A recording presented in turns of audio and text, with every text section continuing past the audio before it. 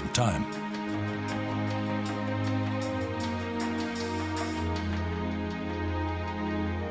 When John Lloyd Stephens had looked at the monuments, he had seen real kings and queens. 100 years later, archaeologists saw only the calculations of anonymous timekeepers.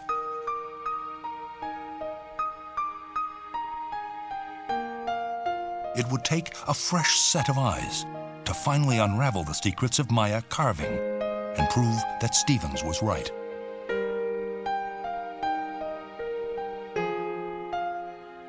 The story of Tatiana Proskuryakov is not well known to people outside the realm of Maya studies. Yet in that field, she is a giant, a woman in a man's world who saw further and deeper than her more famous contemporaries.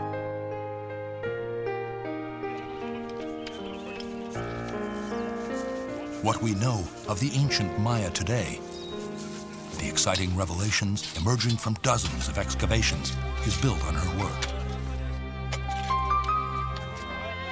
Speaking of Copan, she was the first to describe its ruins as a puzzle, and she was the one who supplied the missing piece.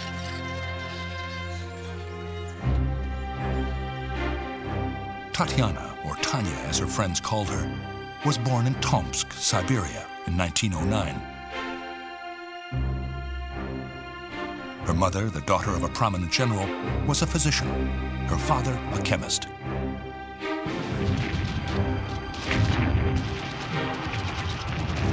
World War I shattered their peaceful existence. In 1915, Tanya's father was sent to the United States to supervise arms manufacturing for the Tsar. With the coming of the Russian Revolution, the family was trapped and began a new life in suburban Philadelphia. At work on the first biography of Proskuryakov, Shar Solomon has been uncovering these early details of her life. Tanya's story is compelling to me because she was born in Russia at such a tumultuous time. She came to the United States. She acquired English as a second language and mastered it in such a way that it became the equivalent of her first language. She chose a profession that was dominated by men at a time when many women did not choose to go that route. Tanya majored in architecture at Pennsylvania State University, one of the only women to do so in her graduating class.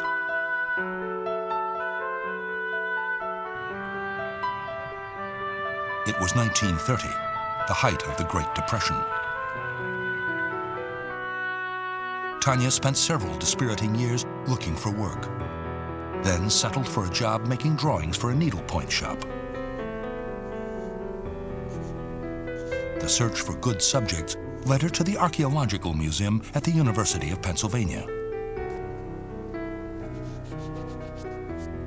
Tanya's skillful drawings attracted the attention of Linton Satterthwaite, an archaeologist looking for an artist to work at his dig, deep in the jungles of Guatemala. The ruined city of Piedras Negras was a big jump from her close-knit Russian family, but Tanya was ready for an adventure.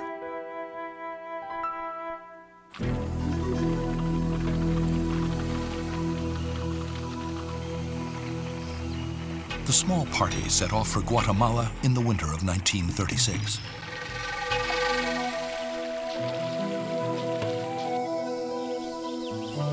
On their way, they stopped at Palenque, the graceful ruined city that had captivated the explorers Stephens and Catherwood almost 100 years before. Tanya was equally entranced. She, in older years, said that when she first saw the elegant little Temple of the Sun, she knew she had found her vocation, that there would never be anything else that would get her as much as that.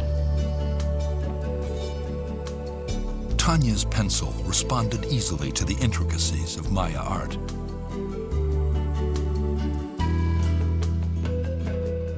The young Russian-American had felt the pulse of an ancient mystery.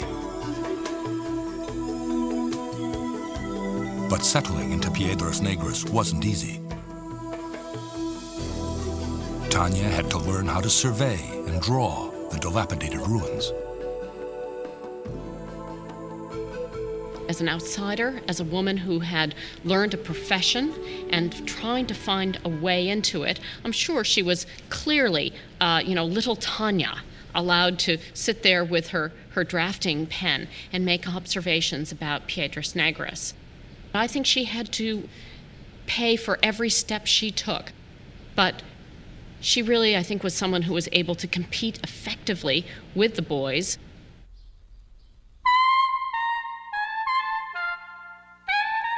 In Maya archaeology in the 1930s, the boys were a pretty formidable bunch. This was a group of people that came together, people from mostly Ivy League and Harvard and Penn and other places that were all close friends. They were all, as most archaeologists were at the time, people of independent means. They could do what they darn well pleased. Even in the bush, these silver spoon archaeologists managed to live well. At Piedras Negras, dinner was a formal occasion, beginning with cocktails.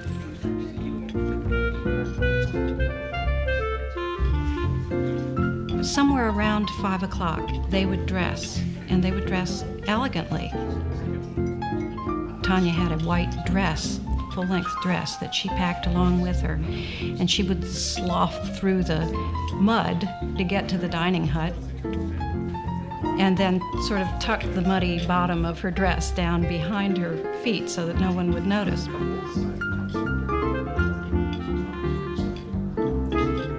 There was a little bit of challenging banter also between Tanya and Linton.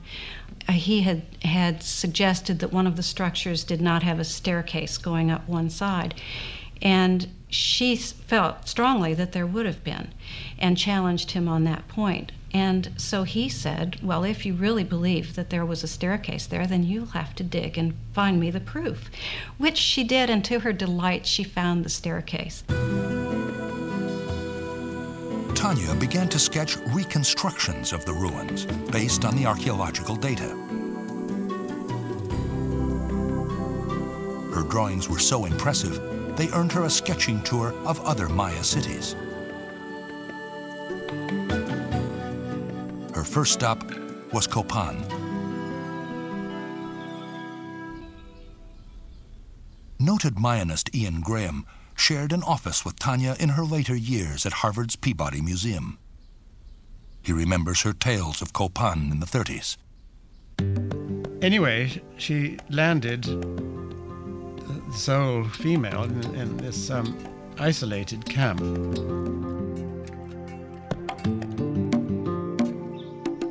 There were some fairly spirited characters there. One was an amazing man called Gus Strömsvik. Gustav Strömsvik, the Norwegian archaeologist who worked for the Carnegie Institution, fell deeply in love with her. And Tanya had a period in which she tried to decide what this relationship was going to mean in her life. Strömsvik was a very dynamic personality. He was very outgoing. He was a raconteur, and she loved people who could tell good stories. She loved to laugh. So she was drawn to him, but on the other hand, Strömsvik had a very serious drinking problem.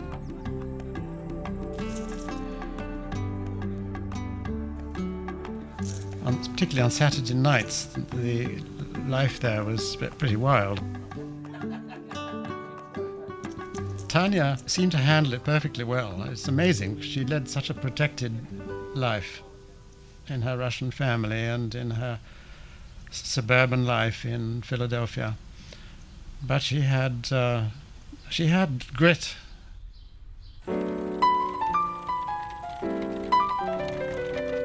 Tanya's next stop was Chichen Itza, center of the Maya world in this golden age of archaeology. The ancient city was undergoing a renaissance, as archaeologists from the Carnegie Institution pieced it back together. Careful rebuilding has gone hand in hand with the work of repair. Welcoming the throngs of visitors was the man who would serve as the spokesman for the Maya for more than 20 years. Carnegie's Sylvanus Morley, known for his oversized straw hats and ebullient personality.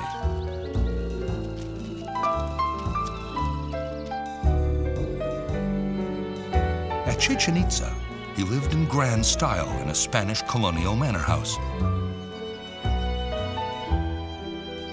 Every evening, a Chinese cook would prepare dinner for Morley and his band of archaeologists.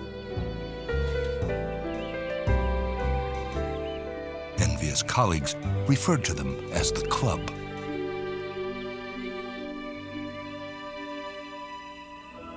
On special evenings, Morley would lead his guests to the ruins of the Maya ball court for a concert, amplified by the court's amazing acoustics. Tanya would join the others in the moonlight, in this fitting place to conjure the spirits of the departed Maya. For to the Carnegie Club, the Maya were a band of priestly stargazers, unlike any other people who had ever lived. These ancient wise men had never fought wars. Instead, they had spent their time inventing an elaborate calendar and a system of writing used for nothing but recording time. The author of this view of the Maya was Sir Eric Thompson, an acerbic Englishman whose intellect dominated Maya studies for nearly 50 years. No one, not even Morley, questioned his authority. As Thompson began to formulate his ideas, no one had the strength of character to resist. Morley was the one who tried. In Morley's early works, he offers a rather different picture. He is overwhelmed by Thompson's point of view and adopts it.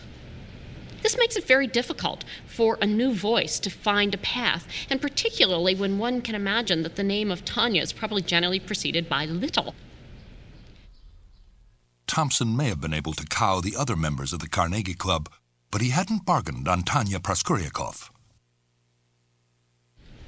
My general sense of her is absolutely contrary, in a kind of way that if you said, well, it looks like rain, she'd say, oh, there's not a drop of rain in that cloud. She was the kind of person, if you said, oh, it's too warm in here, she would immediately go turn up the thermostat and make it a little warmer. She just had a kind of contrary personality. And I think that helped her also then say, well, if you say the Maya are peaceful, let's look at them from another point of view. Bit by bit, Tanya began to ask different questions than her colleagues. She also started to study the living Maya, convinced that they had something to teach her as well. When she was in Highlands, Chiapas, she took some lessons learning how to weave on the hand loom that the Maya work with. And at the same time, the same young woman was helping her learn Maya. This is something a lot of people don't know about Tanya, is that she did study Yucatec Maya.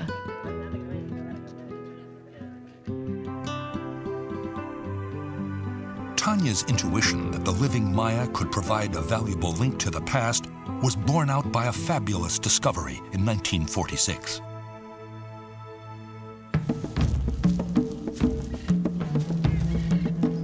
An American filmmaker named Giles Healy persuaded a Maya Indian to show him one of their secret places. The Indian led Healy to Bonampak, a lost city buried in the jungle.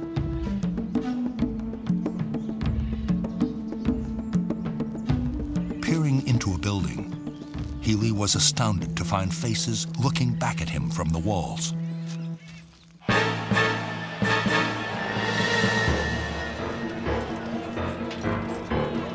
Armies were locked in a furious battle.